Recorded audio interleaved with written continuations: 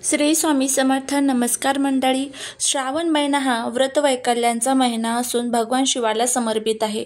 यामुळे या महिन्यात महादेवाच्या पूजनाला विशेष महत्त्व आहे. श्रावण महिन्यातील प्रत्येक दिवशी विविध सण आणि व्रतवैकल्य केले जातात.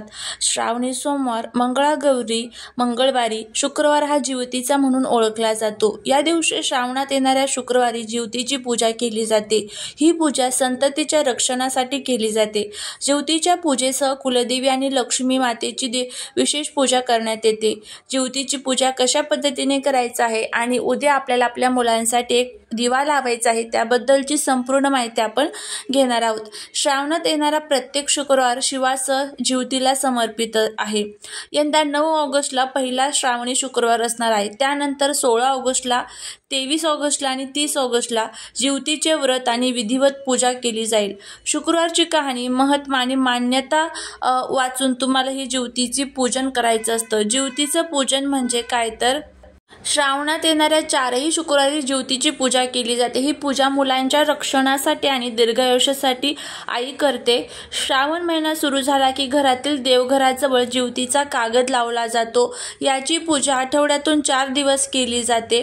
श्रावण शुक्रवारी कुलदेवी देवी लक्ष्मी ज्योतीची पूजा करून फुले, आघाडा, दुर्वा यांची एकत्रित माळ करून ती अर्पण केली जाते. हळदी कुंकू लावलेले 21 मण्यांचे कापसाचे गेज, वस्त्र, गंध, हळदी कुंकू, अक्षता वाहून ज्योतीची पूजा केली जाते. तसेच पूर्णाचे 5, 7 किंवा 9 असे दिवे करून लक्ष्मी मातेची व ज्योतीची आरती म्हटली जाते. विड्याच्या पानाबरोबर सुपारी व फळे ठेवून दूध, साखर आणि चणे फुटाण्याचा नैवेद्य दाखवला जातो. ज्योतीची पूजा झाल्यानंतर तिचे औक्षण करून आरती म्हटल्यानंतर घरातील लहान मुलांना पाटावर बसून त्यांचे औक्षण केले जाते. त्यांच्या कल्याणासाठी आणि दीर्घायुष्यासाठी प्रार्थना केली जाते. ज्योतीची कथा सुद्धा या दिवशी वाचली जाते.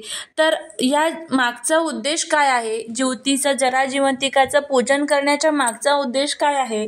तर प्रत्येक आईला आपल्या मुलांची खूप काळजी असते.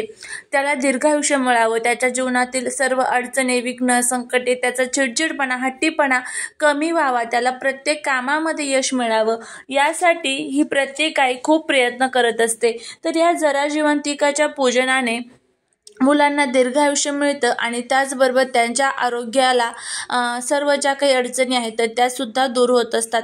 त्यामुळे ह्या पूजनाने त्यांना ज्योतीकडून घरात आरोग्य, धन, सुख, समृद्धी, वैभव्य लाभते असं म्हटलं जातं. आणि ज्योतीची आरती जरी तुम्हाला येत नसेल तर तुम्ही यूट्यूबवरती लावून द्यायची आहे आणि ती तुम्ही श्रवण जरी केली तरीही चालेल. तर उद्या आहे जराजीवंतिकाचा पहिलाच शुक्रवार आणि उद्या आहे नागपंचमी. तर उद्या प्रत्येक आईने आपल्या मुलांसाठी हा उपाय करायचा आहे. आता हा उपाय कशा पद्धतीने करायचा ते बघा. उद्या तुम्हाला काय करायचं आहे? एक दिवा लावायचा आहे. दिवा आपल्या मुलांसाठी, मुलांच्या बुद्धीमध्ये वाढीसाठी आणि त्याचबरोबर त्यांच्या दीर्घायुष्यासाठी, रक्षणासाठी, संरक्षणासाठी एक दिवा घ्यायचा. मातीची पंती घेऊ शकता किंवा कोणताही दिवा तुम्ही घेऊ शकता. या दिव्यामध्ये तुम्हाला लाल वात टाकायची आहे. लाल वात म्हणजे जी कलाव्याची वात असते बघा, ज्याला आपण रक्षासूत्र म्हणतो, तर ती लाल वात या दिव्यामध्ये टाकायची आहे. या दिव्यामध्ये तुम्हाला तूप टाकायचं आहे आणि त्यानंतर या दिव्यामध्ये 1 कापूर, 1 काळी मिरी आणि 1 लवंग टाकायचे आहे.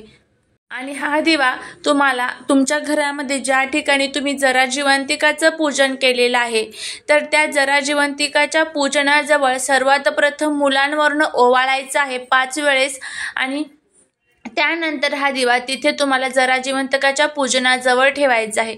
दिव्याची वात ही पूर्वेकडे करायची. दिवा खाली ठेवण्या अगोदर खाली अक्षता ठेवायच्या आणि त्यावरती हा दिवा ठेवायचा आहे. तर अशा पद्धतीने उद्या आपल्याला हा जो दिवा आहे तर तो आपल्या मुलांसाठी लावायचा आहे आणि जराजीवंतिकाला प्रार्थना करायची आहे की माझ्या मुलांच्या जीवनातील जे काही विघ्न, संकटे, दोष, अडचणी, दुःख, दारिद्र्य आहेत तर ते दूर करा आणि तुझी कृपा सदैव माझ्या मुलांवरती राहू दे, त्यांना दीर्घायुष्याची प्राप्ती करून दे, अशी आपल्याला प्रार्थना जराजीवंतिकाला करायची आहे. तर नक्की हा जो दिवा आहे तो लावा.